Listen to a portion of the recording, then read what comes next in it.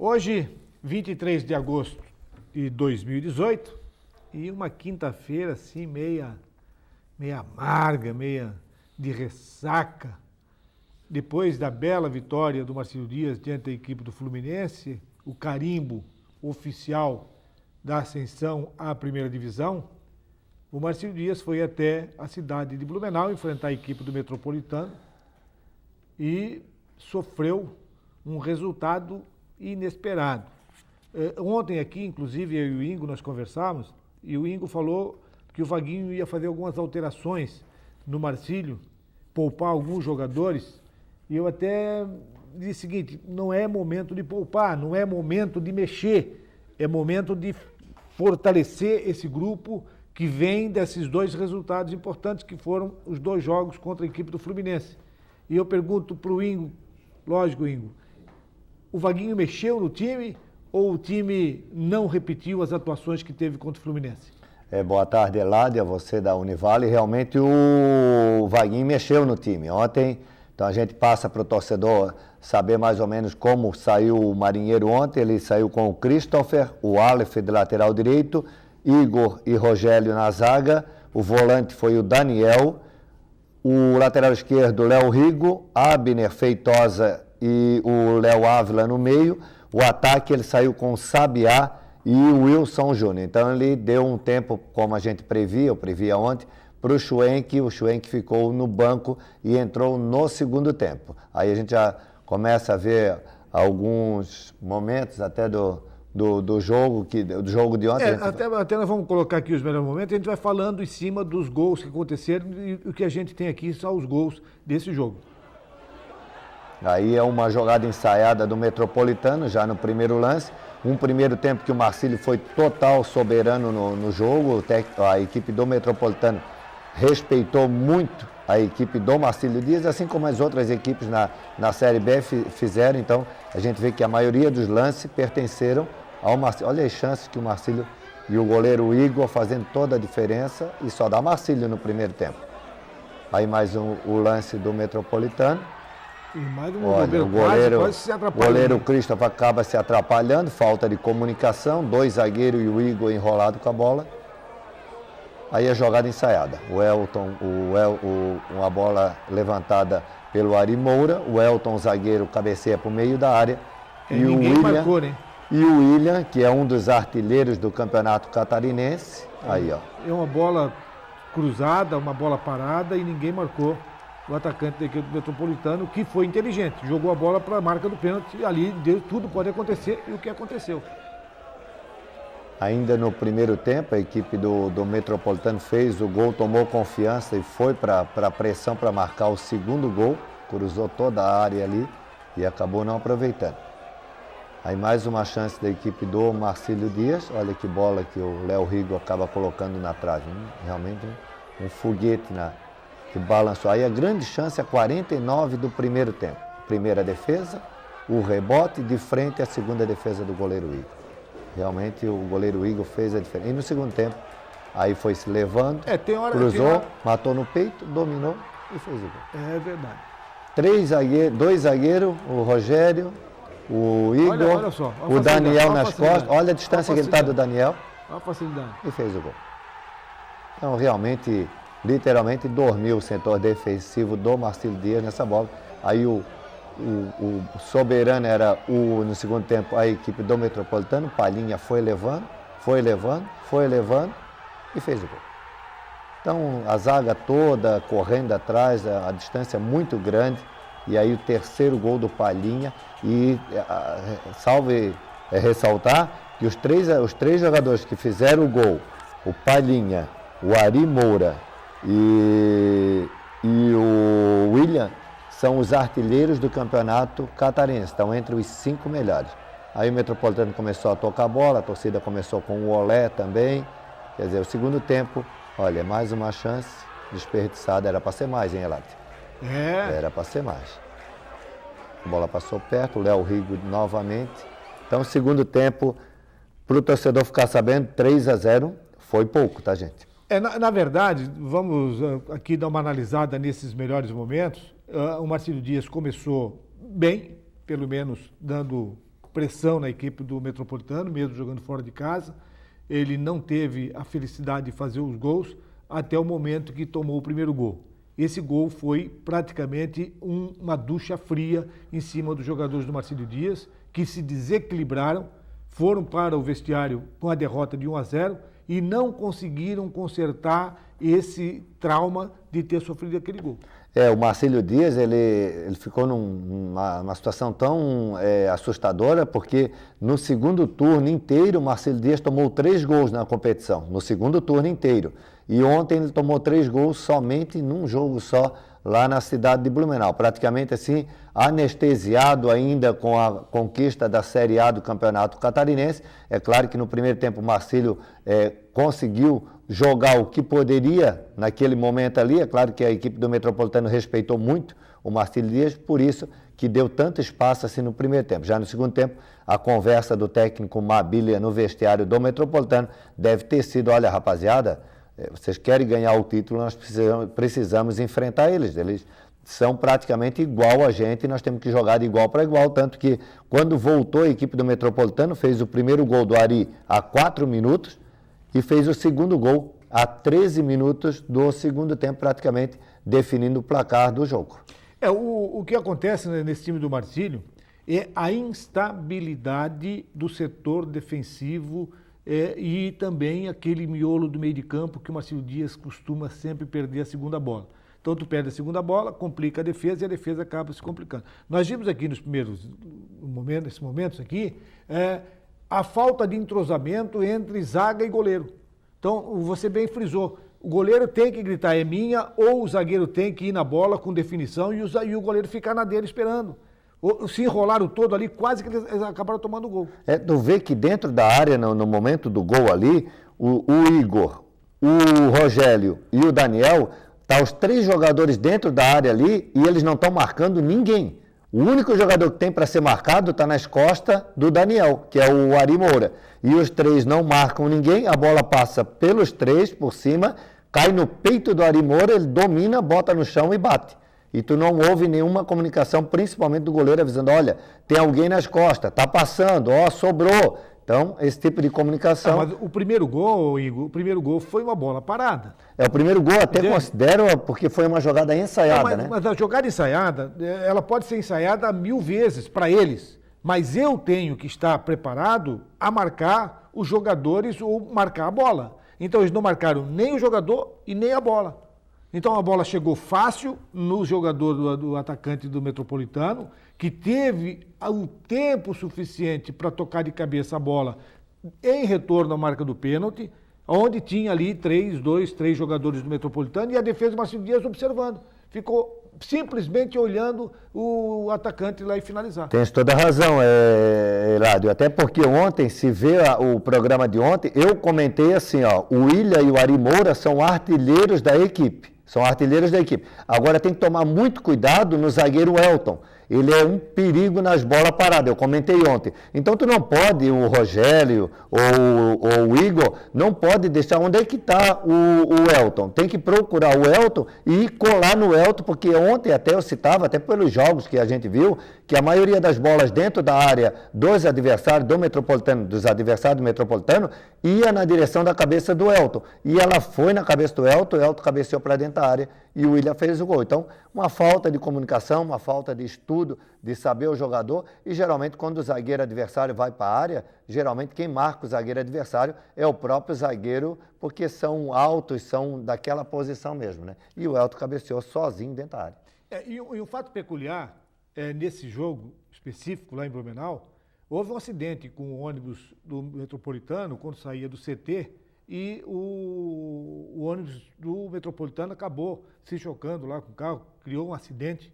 Os jogadores tiveram que se deslocar para o estádio do SESI através de Uber, através de carona, enfim, chegaram lá no estádio com esse problema do que aconteceu na saída. E entraram em campo com toda a tranquilidade, como se nada tivesse acontecido e fazendo o papel deles, que é profissional. Eu tenho um compromisso a cumprir daqui a pouco. Falando em problemas, vamos do ônibus. O Marcílio ontem teve ônibus de turismo que foram à cidade de Blumenau para torcer pela equipe do Marcílio Dias, então fica o registro aqui.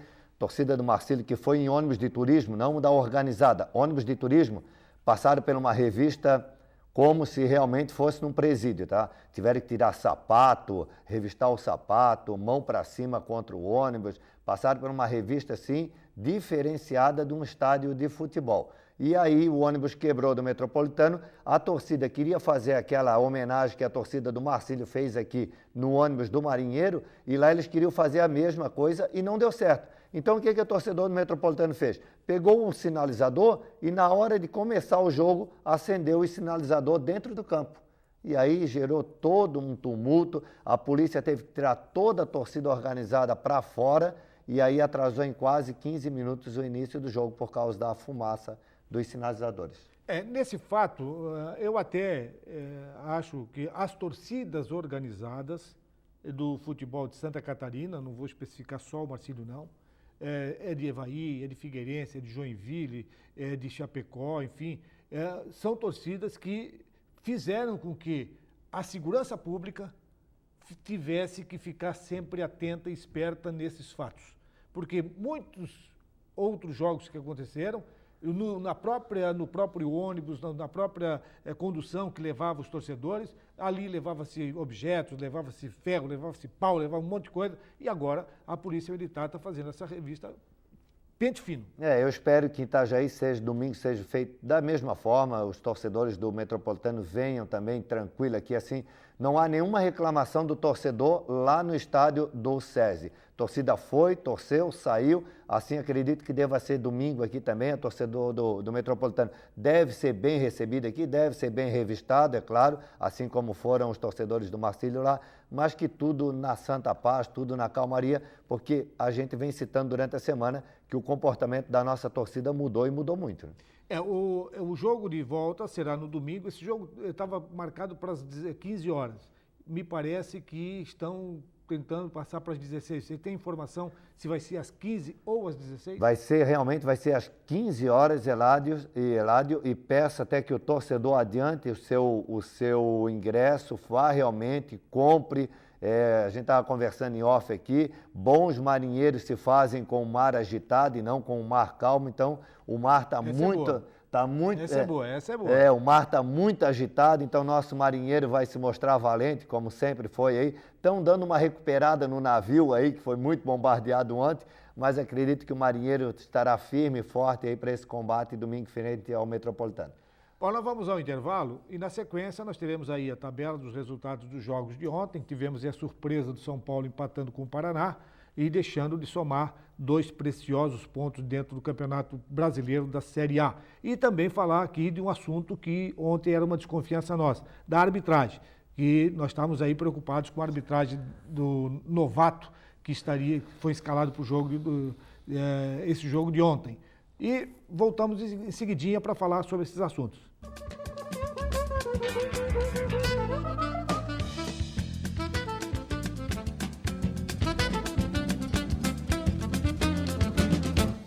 Estamos de volta e esse nosso segundo bloco nós temos o apoio do Restaurantes Paraty, a sua casa fora de casa, servindo almoço de segunda a sábado, com uma grande variedade de carnes e saladas.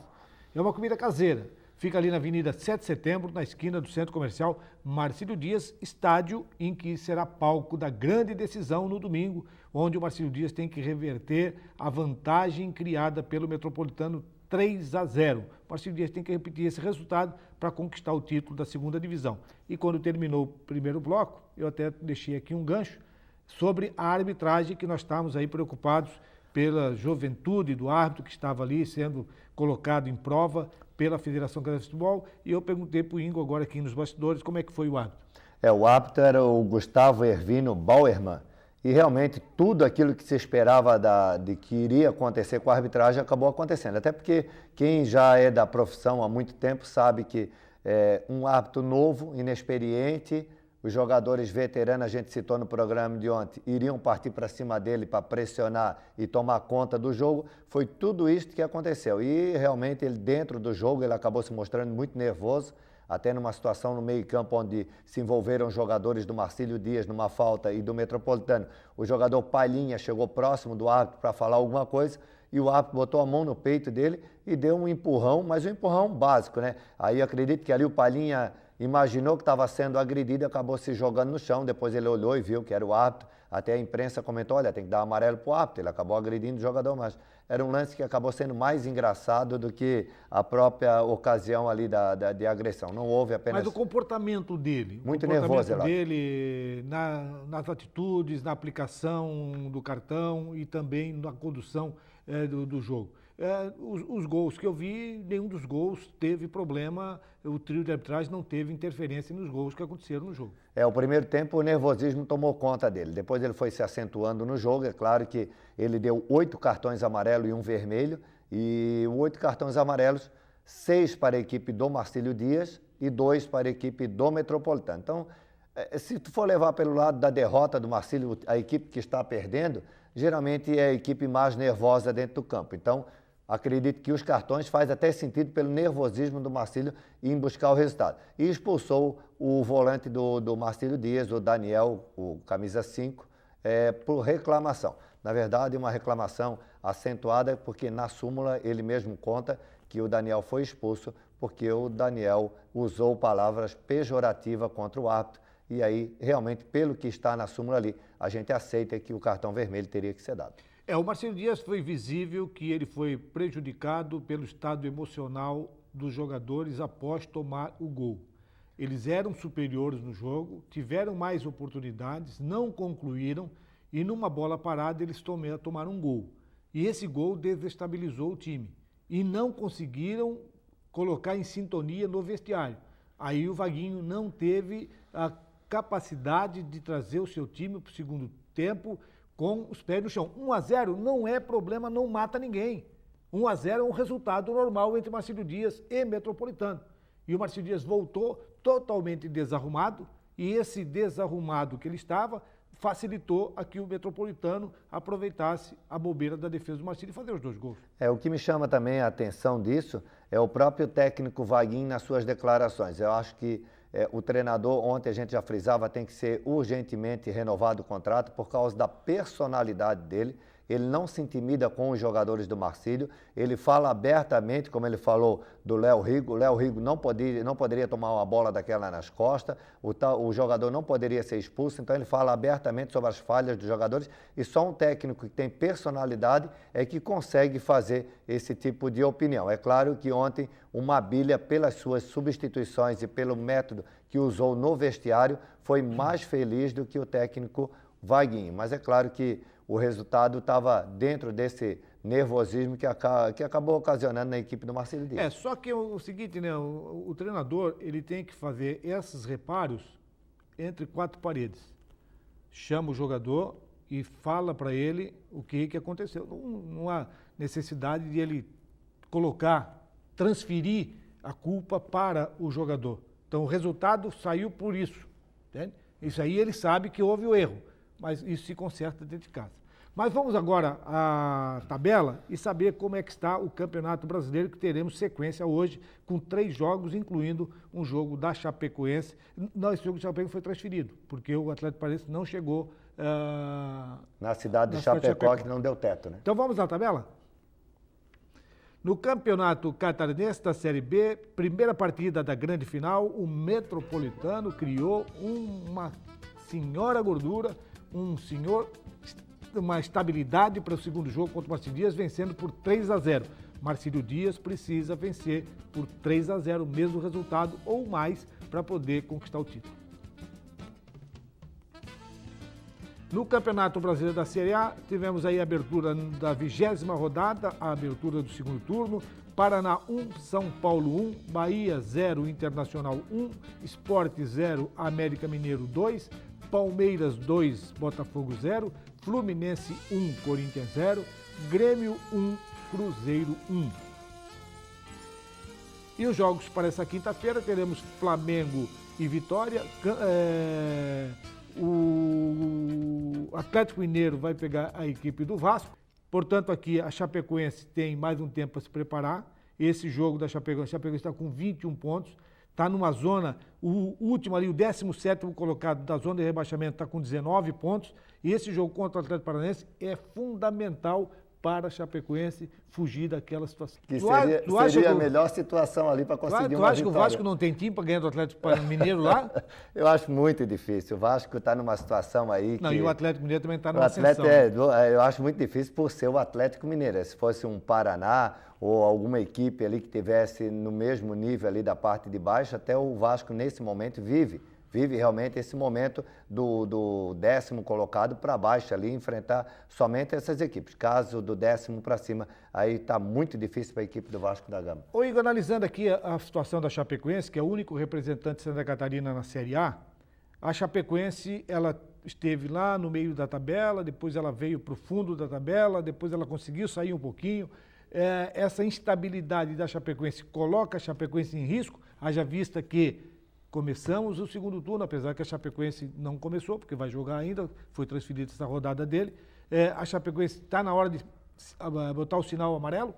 Olha, Eladio, eu vejo essa transferência de jogo da Chapecoense como um ponto muito positivo nesse momento da Chapecoense, que é dar uma recuperada nos jogadores, dar uma organizada na parte técnica e tática, para que o próximo jogo a equipe da Chapecoense consiga melhorar a situação no Campeonato Catarinense. Agora, é um alerta realmente, tá no sinal amarelo ali.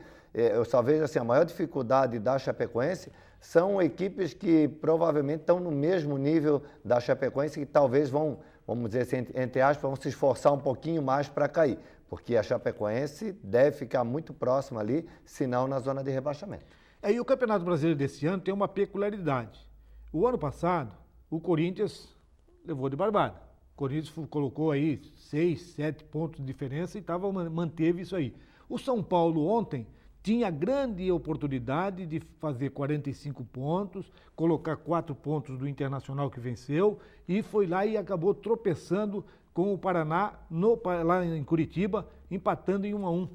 Isso realmente facilitou para Palmeiras, facilitou para Flamengo, facilitou para Internacional, que estão todo mundo chegando. E teria facilitado para o Grêmio também se o Luan não perde o pênalti ontem a 30 e poucos minutos de segundo tempo. Então, está na hora de dar uma ajuda ali e substituir o Luan, que não vive um bom momento. Mas o São Paulo realmente bobeou, ele quer ser campeão, ele não pode perder pontos para o Paraná, mesmo jogando fora de casa. É só tu ver a qualidade técnica, tática e a folha de salário de um São Paulo para um Paraná, que tem que ganhar, quer ser campeão, tem que ganhar principalmente ali no Paraná, como foi no jogo de ontem ali, e como tu falou, deu chance para o Flamengo que joga hoje e vai encostar, com certeza. E o Flamengo vai pegar o Vitória.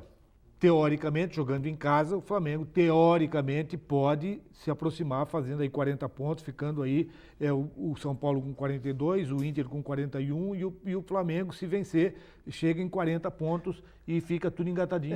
E acredito que depois da derrota do Corinthians ontem, hoje deve ter reunião lá, deve ser traçado o destino do técnico do Corinthians e caso o Flamengo não consiga vencer hoje, eu acho que vence, mas se não vencer, pela derrota que o Flamengo também sofreu, se não vencer hoje, provavelmente deve ser mais um técnico aí que deve ser substituído. E você acha que essa vitória do Palmeiras em cima da equipe do Botafogo, que botou o Palmeiras com 36 pontos, o Palmeiras entra na briga pelo título? Ele estava lá atrás, está se recuperando. Você acha que o Palmeiras pode chegar agora com o Filipão a assustar os times que estão lá na frente? O Filipão deu até uma declaração tão interessante que eles vencem e não conseguem sair do 6º lugar ali. Mas acredito que o Felipão conseguiu achar o esquema ali realmente para conseguir fazer essa equipe jogar. E o melhor de tudo, parece que o grupo fechou com o Felipão. Acredito que o Palmeiras deve crescer muito ainda. Rapidinho, Marcílio, vamos falar amanhã sobre isso aí. O Marcílio Dias, emocionalmente, vai se recuperar para o jogo de domingo?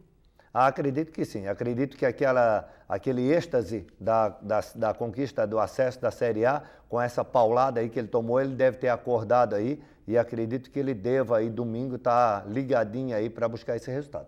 Quero agradecer mais uma vez a sua participação, Igor, aqui conosco e dizer que amanhã estaremos de volta para analisar exatamente tudo que vai acontecer para esse grande jogo diante da equipe do Metropolitano, domingo, 15 horas? Domingo, 15 horas.